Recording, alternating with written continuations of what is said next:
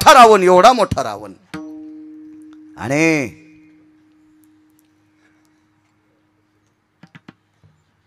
असं दाबला हातात.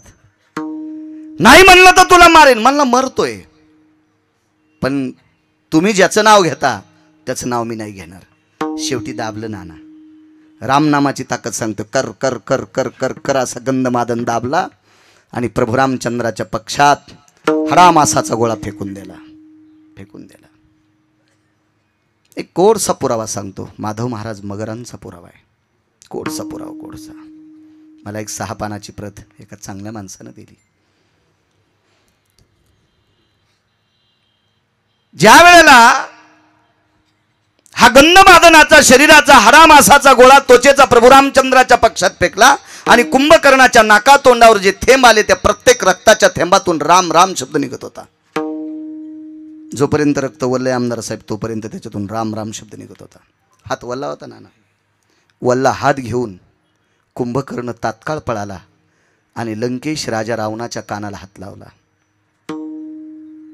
रावणाने हात झटकिला आणि तलवार उपसली. कुंभकर्ण ते म्हणला, दादा जो हात तुझ्या विरोधकाचं नाव घेतो तो हात तोडतोस. काय एवढं तुला मोठेपणे दादा? त्याच्यापेक्षा माझं डोकं कापणं रे. तुला काय एवढं दुःख वाटतंय? कुंभकर्णा, माझ्या विरोधकाचं नाव माझ्या कानात ऐकतोस, तुला वाटत नाही रावणाला दुःख होत असेल? याच्याकरता नाही ऐकत दादा. रामप्रभूचं नाव ऐकल्याच्या नंतर दादा तुला राग येतोय, याच्याकरता मी नाव ऐकत नाही. मी तुला सावध करतोय. रामप्रभूच्या पक्षातली माणसं मेल्यावर सुद्धा त्यांचं रक्त पण मालकाचं नाव घेतंय. रामप्रभूच्या पक्षातली माणसं मेल्याच्या नंतर त्यांचं रक्त वल्लय तोपर्यंत रामप्रभूचं नाव घेतात. इतकी निष्ठावंत माणसं रामप्रभूच्या सोबत आहेत. आपल्याला राम ऐकत नाही दादा, त्याची पत्नी देऊन टाका. असं 2 वेळेस कुंभकर्णानं सुचविलं, पण बेटा ऐकायला तयारच नाही. काय होतं माहितीये का? कोण्याही जातीचं कुत्रं घ्या, कुत्रं कोण्याही जातीचं घ्या, त्याला बिन धारवण्याचं दूध पाजा आणि सोन्याच्या पालखीत बसवा तरी बेट भुकतच. स्वान शिबिके बैसविले त्याचे भुंकणे न राहे उगले. तसे रावणाची वृत्तीच थोडीशी अहंकारी होती ना, अहंकारी होती. नाही ऐकलं. चला पुढे ऐका. रामनामातली ताकद किती मोठी आहे. रात्रीच्या प्रसंगाला मारुती राहायला गंधमादनाचं ते पार्थिव असं चुरा झालेलं सापडतंय. प्रभू रामचंद्राच्या अंजुळीत दिलं. भगवंताच्या डोळ्यानं त्याला नाहवलं आणि समाधी देऊन टाकली. रावण मृत्यू पावला. विभीषणाला लंकेचा राजा केलं आणि प्रभू रामचंद्र विजयाची गुढी घेऊन अयोध्येत पोचले. कालांतराने एक निरोप आला. लंकेत आवर्षण पडले.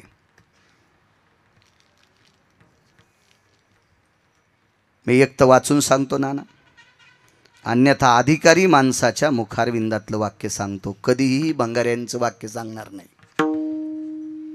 एखाद्याला अल्पज्ञानी म्हणण्याची ताकद आपल्यात नाहीये, पण यानं कशातलं पाहिलंय उद्या जर आपल्याला विचारलं तर आपल्याला घाम सुटेल. याच्याकरता कोणाची वाक्य सांगायची नाही. मी 6 लोकांची सांगतो. त्याच्यानंतर जेवढी सांगतो तेवढी वाचून सांगतो. हे काय असं नाही ऐकून सांगणार. आवर्षण पडलं त्यावेळेला विभीषणाने पत्र जगदानंद कंद जगतपती भगवान पंढरीश पांडुरंग परमात्मा 7व्या अवतारातले रामचंद्र यांना पत्र पाठवलं. जगदानंद कंद जगतपते, पाण्याचा तुटवडा आहे. पत्र वाचत असताना प्रभू रामचंद्र खिन्न झाले आणि सीताई साहेबांनी विचारलं, प्रभू काय काय नाही म्हणे, लंकेत पाणी नाही. तिथल्या राजाला काही डोकं नाही का म्हणे? चारी बाजूनं समुद्र आहे ना शिंदे पाटील, चारी बाजूनं समुद्र आहे. समुद्राचा वेढा समुदाय गाढा राक्षसाचा, चारी बाजूनं समुद्र आहे ना. भगवान सांगतात सीते, समुद्र चारी बाजूने पण ते खारा आहे ना ग, ते पाणी पिण्याची योग्य नाही. सीताई साहेब खिन्न झाल्या आणि सेवक जो सोबत आलता पत्र घेऊन त्याला विचारलं, कार्य मागच्या 8-10 महिन्यामध्ये 8-9 महिन्यात काही लंकेत उत्सव झाला का? नाही. येताना प्रभू रामचंद्रानं सांगितलं होतं, ह्या वारकऱ्याची दरवर्षी पुण्यतिथी करी जाय. त्रेतायुगातला त्रेतायुगातला वारकरी गंधमादन. पृथ्वीवर जितके देश आहेत का आमदार साहेब, या सर्व देशात सर्वात अगोदर सोन्याची समाधी कोणाची झाली असेल तर वारकऱ्याची झाली. ते वारकरी गंधमादन नावाचं वानर. पहिली समाधी बिभीषणानं सोन्याची केली. आणि पृथ्वीवर जितके देश आहेत या सर्व देशात गाव जर सोन्याचं कोणाचं झालं असेल, गाव रावणाचंही सोन्याचं होतं, गाव कुबेराचंही सोन्याचं होतं, गाव इंद्राचंही सोन्याचं होतं, पण पैठणी भाऊ मसनवाटी मातुड्याचे होते. गावही सोन्याचा राहुल भैया आणि मसनवाटा सोन्याचा. पृथ्वीवर जितके देश आहेत देशात एकच व्यक्ती, तो वारकरी व्यक्ती, त्याचं नाव सुदामदेव.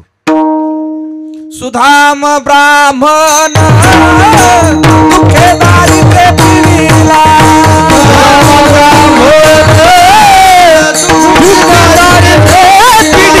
पुष्टी पोळे घेऊन त्याचे भेटी लागी गेला,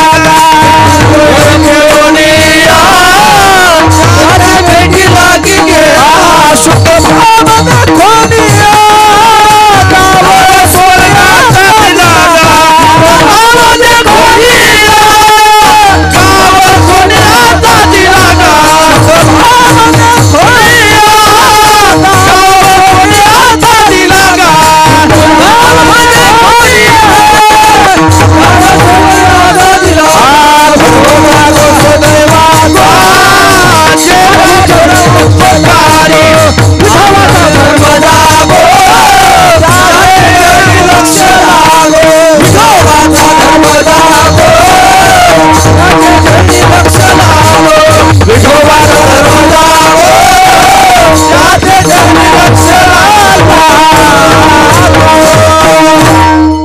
गावही सोन्याचं आणि मशानभूमी सोन्याची सुदामदेवाला.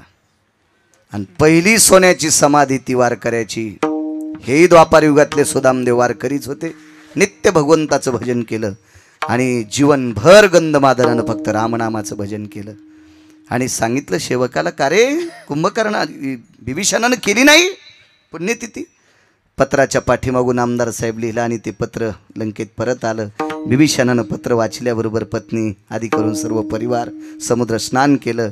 दह्या दुधाच्या तुपाच्या पंचगव्याचं साहित्य घेतलं, सगळं पंचगव्य, आणि गंधमादनाच्या समाधीला अभिषेक केला. दिवस होता चैत्र महिन्यातली तृतीया. दिवस होता चैत्र महिन्यातली ती तृतीया. पावसाळा असतो काय महिन्यात? चैत्र महिन्यातल्या तृतीयेच्या दिवशी सकाळी 9-9:30 वाजता समाधीला अभिषेक केला नाना. आणि बिभीषणाने आपली व्यथा मांडली, माफ करा, तुमचा उत्सव न केल्यामुळे यावर्षी लंकेत आवर्षण पडलं, याच्याकरता गोड्या पाण्याचा तुटवाडा आला. आपला व्यथा सांगितली आणि बिभीषण घरी पोचला. दुपारच्या 12 वाजता समाधीतनं आवाज विटेवरच्या मालकाला, जगाच्या मालकाला, काशीतल्या मालकांना आवाज जातोय, देवा आयुष्यभर रामनामाचं भजन केलं रे, देवा आयुष्यभर रामनामाचं भजन केलं रे. देवा एकदा रावण म्हणलो असतो तर 1/3 सोन्याची लंका माझ्या नावची होत होती. देवा एकदा रावण म्हणलो असतो तर लंकेतला 3रा भाग माझ्या नावानं होत होता देवा रे. पण नाही स्वीकारला रे देवा तो. देवा स्वार्थात पडलो नाही परमेश्वरा. शेवटी मी मरण स्वीकारलं रे प्रभू, मरण स्वीकारलं आणि फक्त तुझं नाम घेत घेत घेत घेत शेवटचा श्वास सोडा. देवा जोपर्यंत रक्तात ओलेपणा होता तोपर्यंत राम राम म्हटलो रे. देवा जोपर्यंत हाडा मासाचा तो गोळा ओल्ला होता तोपर्यंत राम राम म्हटलं. ज्या वेळेला त्याच्यातलं संपूर्ण पाणी आटलं त्यावेळेला हे पंचतत्वाला शरीर विलीन झालं, त्या दिवशी माझं भजन बंद झालं. देवा आयुष्यभर रामनामाचं भजन केलंय, काही किंमत आहे की नाही आम्हाला? मग रामनामाचं आयुष्यभर भजन करणाऱ्या वानराचा समाधी उत्सव ज्या लंकेतल्या राजाने केलाय, त्या राजाला जर पाणी प्यायला भेटत नसेल तर आम्हाला वारकरी कोण म्हणेल? चैत्र महिन्याच्या तृतीयेच्या दिवशी दुपारी 12:30च्या 1च्या सुमारास इतका पाऊस झाला आमदार साहेब, इतका पाऊस झाला आणि लंकेतल्या सगळ्या लोकांनी गोड पाणी पिलं. चैत्र महिन्यातल्या तृतीयेला पाऊस पाडला राम नामाची ताकद ज्याच्याकडे होती, असं गंधमादन नावाचं वानर, तो चैत्र महिन्यातल्या तृतीयेला पाऊस पाडून प्रजा सुखी केली. ही रामनामाच्या शक्तीच्या बळावरची ताकद होती. म्हणून आळंदीतले मालक पहिल्या कडव्यात म्हणतात, राम कृष्ण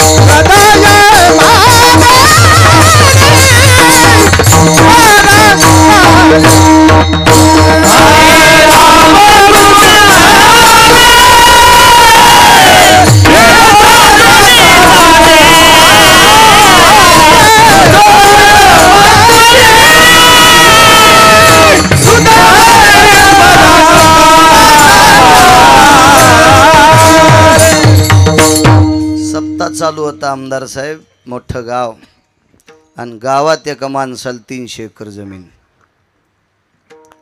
त्याला नाद होता पाहुणे चहा पाण्याला दूध हलण्याची. कीर्तन आटपल्यावर पाहुण्याला म्हणला चला चहा घ्यायला, दूध घ्यायला, चहा घ्यायला म्हणला चला. तर त्याच्यात 5-25 पाहुणे गेले. तर त्याच्यातले अर्धे दूध पिणार होते आणि अर्धे चहा पिणार होते. दूध पिणार आहे तर अर्धे वाटीन पिणार होते, अर्धे नाही सांगत. असे नाना प्रकारचे ज्याचे त्याचे सगळे. असंच एक जण आला, म्हणला मी वाटीत घेत नाही. म्हणलं नवाज बूट आणलाय त्याच्यात देतो. हो, म्हणजे वरण चपात्या वाटीत चुरून खाल्ल्या आणि दूध वाटीत पित नाही. किती हाणायला पाहिजे. आगावपणा नाही करायचा, असला आगावपणा या इंटरनेट जगात, या युगात ही नाटकं कशाला करायची. त्याच्यातले नाना काही चहा पिणारे काही दूध पिणारे होते. म्हातारं जुन्या काळातलं होतं भारदस्त. सुनबाई जी मामांजी, त्या काळातली सून होती, आताची नाही. आता सुनबाई काय ते तिथंच तर बहिर होईन.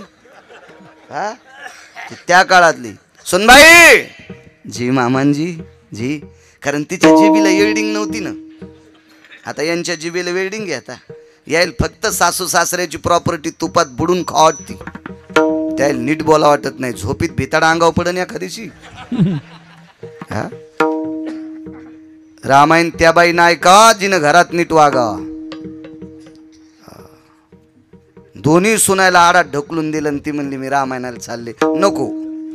हो, तिथल्या बाकीच्या यायला फोकशीन तू. हो, तू नको, तू काय ऐकायच्या लायकीची रामायण आहे का नाही. हो, आणि भावाला 3.5 एकर आणि याला 3.5 एकर. याचं रान वजल्यावर 4.5 भरतय आणि त्यो रामायणात 1 नंबरला पुढे येऊन बसतो. ह्यो काय लायकीचा आहे रामायण ऐकायच्या. भावाचंच एकर भर कोरलं आणि ह्यो रामायणात पुढं बसला. मंडप जळण तो ह्या पापानं सोंबळ्या. तू लायकी आहे का रामायण ऐकायची? विठाला विठाला माणसानं परमार्थात गर्दी केली म्हणजे फार असा परमार्थाला गोड काढाला असं डोक्यातलं काढून टाका. हा, माणसाने गर्दी केली म्हणजे लोक परमार्थाला गोड काढाला नाही. अहो हीच माणसं कीर्तनात रडत होती आणि हीच माणसं जाताना साट्यानं बाटू उपटून नेत होती. कीर्तनाला आल्यावर बाटकं उपटून नेत होते हेच माणसं, हेच हेच हेच हेच. पण तुम्ही नाही आमदार साहेब, तुम्ही तर नाही म्हणणारच आहेत ना. विठाला विठाला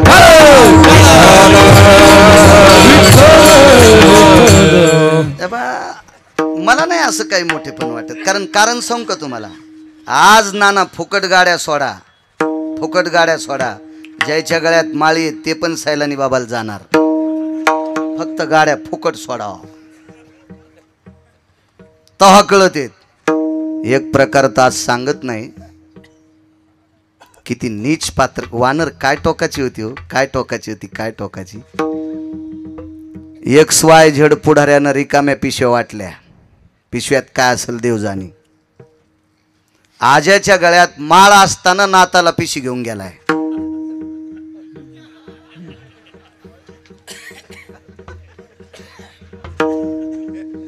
माणसानं गर्दी केली म्हणजे लय दर्दी येत असं नाही. अद्याप नाही याच्यात काय मोठे पण. परमार्थाची नाना खोली वाढायला पाहिजे, खोली, रुंदी नाही. जेथे पाहते देखीचे पर्वत कायावी न भिंत तातडीची, पायावी न भिंत तातडीची.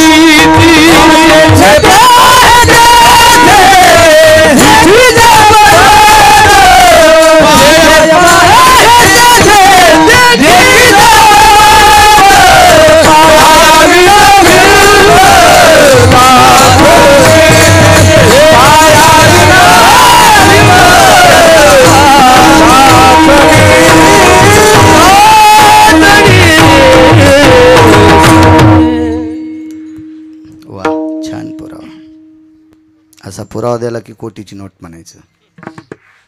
चला घरी चहा प्यायला नेले. सोनाल साहेब, सुनबाई 10 कप चहा 15 कप दूध करा.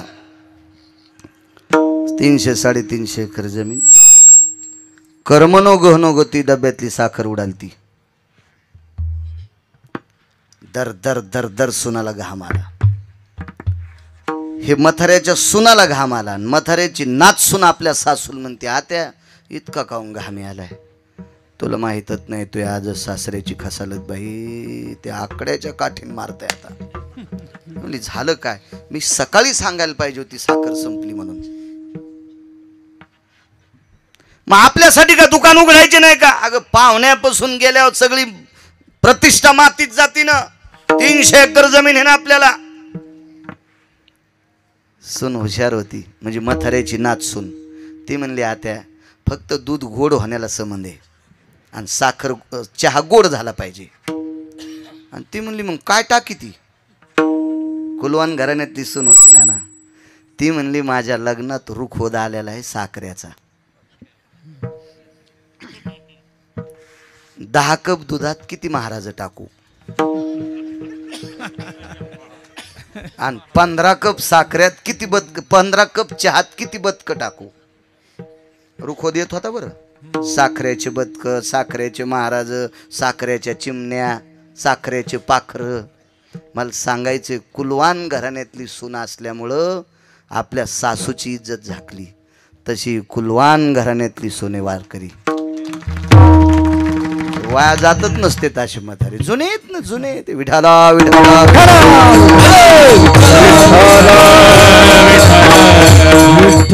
निष्ठावंत. वा गंधमादनानं तृतीयेच्या दिवशी पाऊस पाडला. रामनामाची ताकद. पुढे ऐका, पुढे ऐका, किती मोठं रामनाम श्रेष्ठ आहे. एकदा म्हणे मारुतीरायानं समुद्राला विनंती केली, सागरा ऐके आपांपती तुझ रे मी करीत सो विनंती. हे आपांपती ऐक, तुला विनंती करतोय. भगवंताला पहिलं तीराला जायचंय, जाऊ दे, नाही जाऊ दिलं सागराला. अहंकाराचं टोक होतं थोडासा, नाही जाऊ दिलं.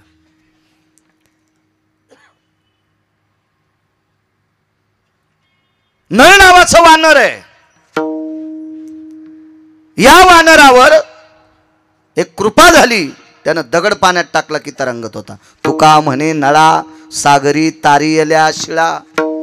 त्याच्या हाताने दगड तरंगत होते. पण ही का कृपा झाली? येतोय अलीकडे थोडासा. पवित्र गंगेच्या तीरावर एक साधू पहाटेच्या प्रहरी आपली साधना करीत होते. आणि ती साधना होती, शाळीग्रामाची पूजा करत होते. शाळीग्राम म्हणजे विष्णू. विष्णू आता अयोध्येचं राम मंदिरातल्या ज्या मूर्त्या आहेत का अयोध्येतल्या, ह्या गंडकी नावाच्या गंगेतल्या पाषाणाच्या आहेत. आणि गंडकी नावाच्या गंगेत जेवढे पाषाण असतात आमदार साहेब, ते विष्णू आहेत. हो, कारण तिथे विष्णूला शाप प्रदान झाला आणि भगवान पाषाण रूपात पडले, शाळीग्राम विष्णू. तर काही अधिकारी लोक नाना शाळीग्रामाची पूजा करायचे भगवान विष्णू समजून. आणि शाळीग्रामाला कुठलंही फुल चालत नाही, फक्त तुळशीचं पान. शाळीग्रामाला फक्त तुळशीचं पान, पान चालते, पान. आणि अधिकार जर त्या योग्यतेचा असेल आणि शाळीग्राम जर तसा तितका शुद्ध सापडला असेल, तर जेवढी तुळशीची पानं टाकली त्याच्यातली अर्धी शाळीग्राम सेवन करत असतो. हो, अशी मोठ्या लोकांचं वाक्य. आता तसा शाळीग्राम पाहला, आपली पात्रता नाही आणि ज्याच्या हातानं तुळशीचे पानं खायली हे असाही आपल्याला दिसला नाही. आपलं दोन्ही कुणून नशीब वावलं ना. तर शाळीग्रामाची पूजा करणारा महात्मा डोळे झाकून भगवंताचं चिंतन करायचे आणि नळ नावाचं वानर तितक्याच शाळीग्राम उचलायचं आणि पाण्यात टाकायचं. पण त्यांच्या मालकांचा गोडसा पुरावा आहे. कधी कधी वाचा वेळ भेटल्याच्या नंतर मोठ्या मोबाईलमध्ये विचका ग्रंथ विकत घ्यायचं काम नाही तुम्हाला. बोट फिरी जात्या काचा वास. ते ॲप घ्या म्हणतात ना, मग ते तुम्ही ते डाउनलोड करा आणि मग ते फिरीत राहा. भंगाऱ्याला चॅटिंग करण्यापेक्षा ते बघा, देव तुमचं कल्याण करेल.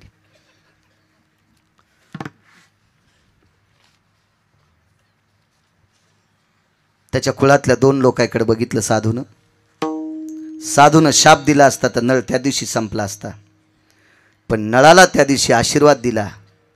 शाप म्हणा की आशीर्वाद म्हणा, तू दगड पाण्यात टाकले की तरंगतील. नळ तो शालिग्राम पाण्यात टाकायचा आणि नळ निघून गेला की महाराजाची समाधी उत्थान झाली की पाण्यावर तरंगलेला शालिग्राम घेऊन यायचे. असं एक मुद्दा आणि अजून 2 मुद्दे आहेत. पण सगळ्या गोळ्या एकखट्या घेतल्यावर रिॲक्शन येत असते. विठाला विठाला नळ नावाच्या वानराच्या हाताने दगड तरंगत होते. देहूतले मालक सांगतात, तुका म्हणे नळा सागरी तारियल्या शिळा. कशा करता दगड तरंगत होते त्यातला एक पुरावा सांगितला. पुन्हा कधी योग आला तर पाहू पुढचे 2 पुरावे. या नळ नावाच्या वानरानं मारुतीरायला सांगितलं, हनुमंत कशाला ताण घेता तुम्ही, आपल्या हाताने दगड तरंगत. आपण दगडाचा सेतू बांधू. लागलीच सेतू बांधायला सुरुवात झाली, पण दगड पाण्यात टाकल्यावर ते दगड वाहत होता नाना, पुढे पुढे सरकत होता. मारुतीरायनं सांगितलं, अरे लंका इकडे, दगड खाली चाललेत, काय करायचं पाषाण. मग रामनामाची जुडई करा. आणि मारुतीरायनं ती दगड रामनामाच्या जुडईनं जोडून टाकले. 100 योजनाचा सेतू बांधला. 4 कोसाचा 1 योजन. तर एका योजनामध्ये 12 किलोमीटर भरतंय. 12 गुणिले 100 1200 किलोमीटरचा सेतू बांधला असं रामायण सांगते. एवढा मोठा धूर सेतू बांधला. त्या सेतूला शासनाचं बजेट नाही नाना. पाय खांदायला जेसीबी नाही, कुठलाही थापी घेऊन मिस्त्री नाही, 1 रुपया मजुरी नाही, दोरी लावण्यासाठी माणूस हजर नाही, काहीच नाही, काहीच नाही. त्याला खालून टेकू नाही. समुद्री तारिले पाषाण महिमान नामाचे. उदकी तारिले पाषाण हे महिमान नामाचे. तारिले पाषाण हे महिमान नामाचे. तारिले पाषाण हे महिमान नामाचे. तारिले पाषाण हे महिमान नामाचे.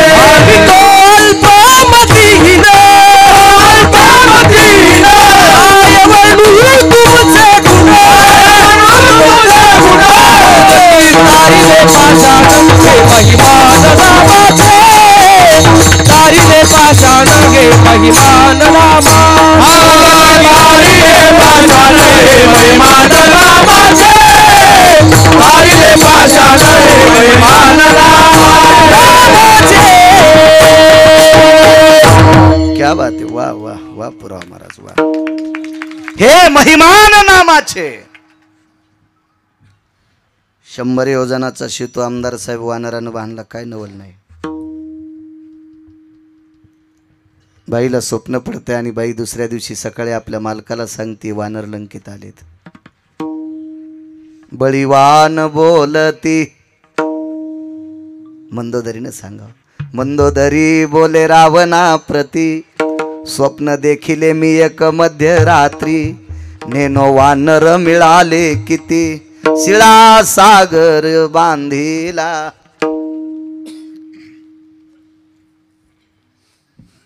दोघे धनुर्धर वीर वानर. हे पूर्ण इतिहास स्वप्नात लक्षात आला आणि जागृतीत सांगितलं मालक देऊन टाका ना सीता. रावण म्हणे काय वेड्यासारखं बोलती तू. चुलीपसलं काम करायची तर मला राजकारणाच्या गप्पा तू शिकवायला लागलीस. राम मोठा त्याचं नाव मोठं आमकं मोठं. ऐका ना म्हणे मालक ऐका ऐका. रामाच्या नावानी दगड पाण्यात टाकल्यावर तरंगतात 100 योजनाचा सेतू बांधलाय. रावण म्हणला शांत बस तुला संध्याकाळी माझ्या नावाची ताकद सांगतो.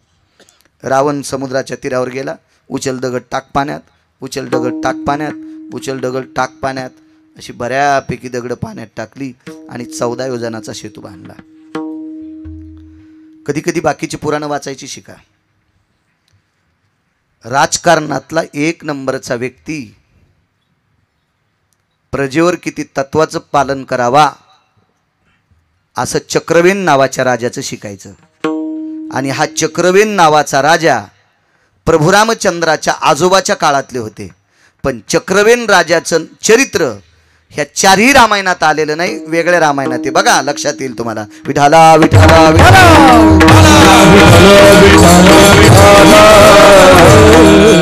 हा चक्रवेन नावाच्या राजाच्या पुढे लंकेचा राजा गुडघे टेकून बसत होता. काका बुवा गुडघे टेकून. फक्त 127 सैन्य होतं. 127 सैन्य ज्या राजाचं त्याच्याकडे रावण गुडघे टेकून बसत होता. गुडघे. त्यानं लंका तयार केली वाळूची आमदार साहेब. आणि लंकेतल्या एका भिंतीला बोट मारल्याबरोबर खऱ्या लंकेतलं भिताड पडतंय. प्रस्थाच्या घराला बोट मारल्याबरोबर प्रस्थाचं घर पडतंय. इतकी त्याची ताकद गुप्तचरांनी सांगितलं. चक्रवेन नावाचा राजा समुद्रात आलाय आणि त्याला